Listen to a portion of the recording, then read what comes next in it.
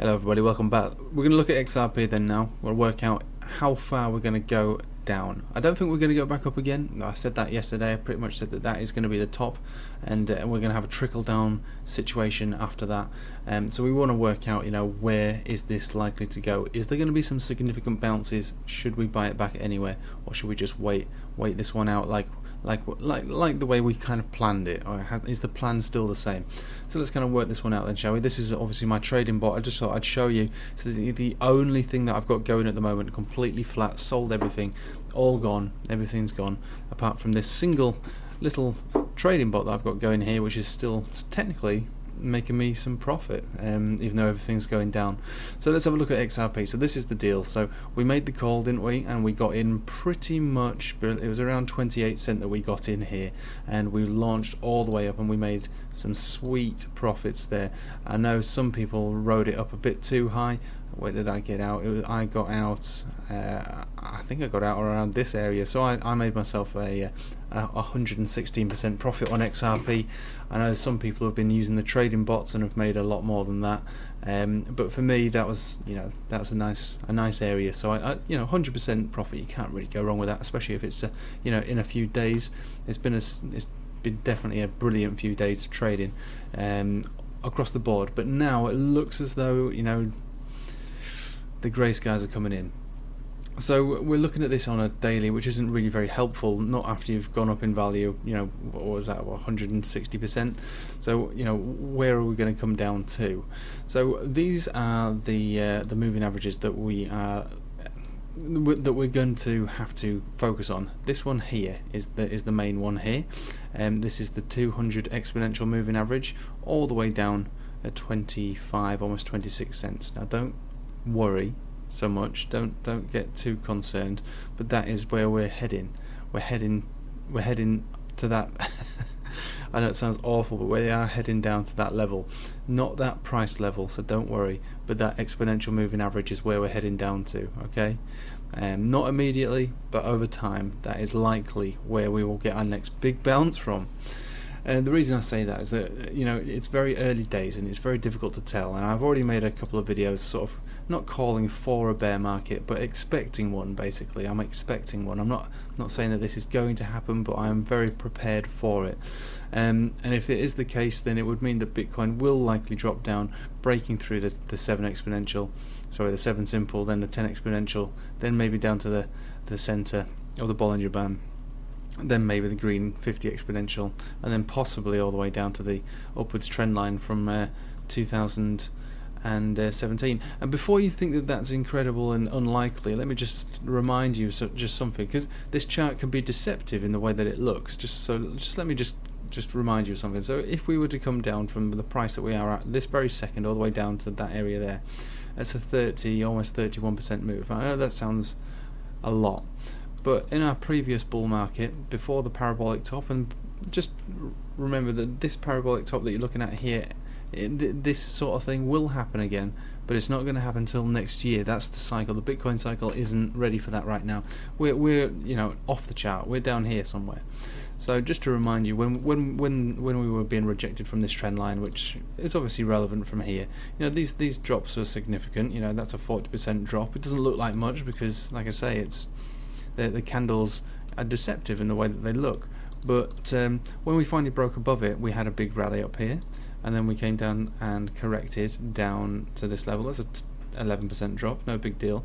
And then we rallied all the way from that all the way up here, which was a 40% rise. That was a good move, wasn't it? And then we came all the way back down to test it, which was a 30% drop, and then we rallied thereafter. This trend line is a very important one, and one that gets respected on both supports and resistances. And you can see we rallied all the way up to the top and then came back down to test it to the T, bounced, came back down to test it to the T, all the way back down, and then this time we broke down beneath it, had a little poke above, but then it turned to resistance, rejection there, and then falling all the way back down.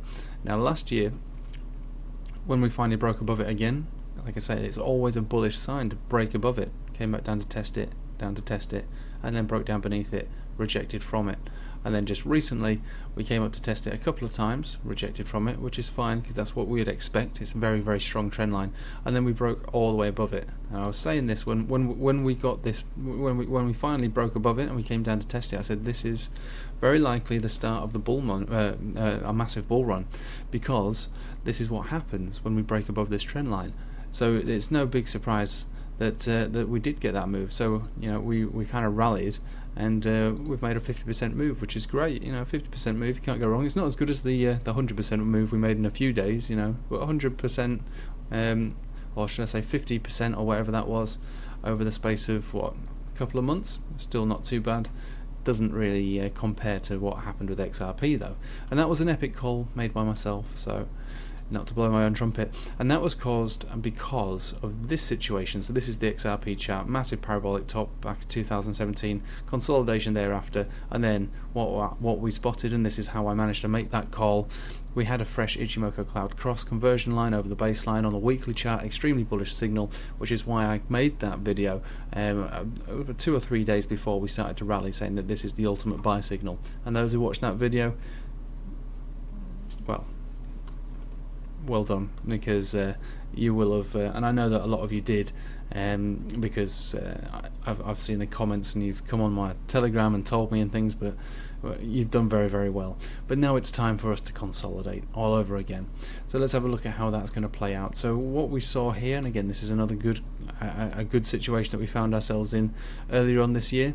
This big massive move we could consider started from down here, and that was a massive run that, again, we were on the right side of, most of us on this channel, 85% move. And then what happened after that as a consolidation period, I'm going to have to try and squeeze this in so we can kind of understand it, but a consolidation period, so this was the top, it was a double top, all the way back down essentially to, we'll just say roughly around here. We did have a bit of a wobbly moment back there, but the consolidation, I'm not saying that we're going to come down 28%, we're probably going to come down a lot more than 28% on this occasion, but what we did then is we reaccumulated upon this 200 exponential for quite a period of time, until we got that fresh cross from the weekly on the Ichimoku cloud, which is why we got in on this.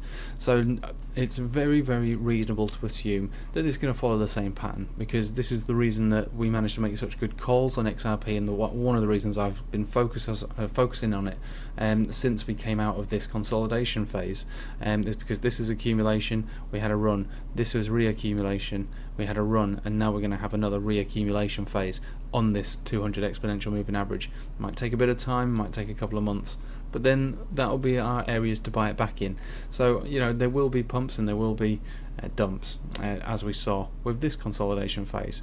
We saw a massive run, double top, all the way down, a nice big run all the way back down, runs down, runs down. Don't worry about buying the ultimate bottom or selling the ultimate top, but plan your trade, and that's basically what I've been doing with XRP, and that's why I've been able to. What have I done now? I mean, essentially triple my portfolio size just from XRP. It's been an extremely lucrative asset to trade with, especially because it's been right under everybody's noses. You know what I mean? I mean, a lot of people have been snubbing this coin, and they've been leaving nasty little comments on my YouTube. Oh, what are you doing? It's a dead coin. It's a dead asset, and it's not that dead, is it? I mean, it's completely outperformed Bitcoin. Absolutely massively outperformed Bitcoin. I mean, what Bitcoin was, its low was like 4.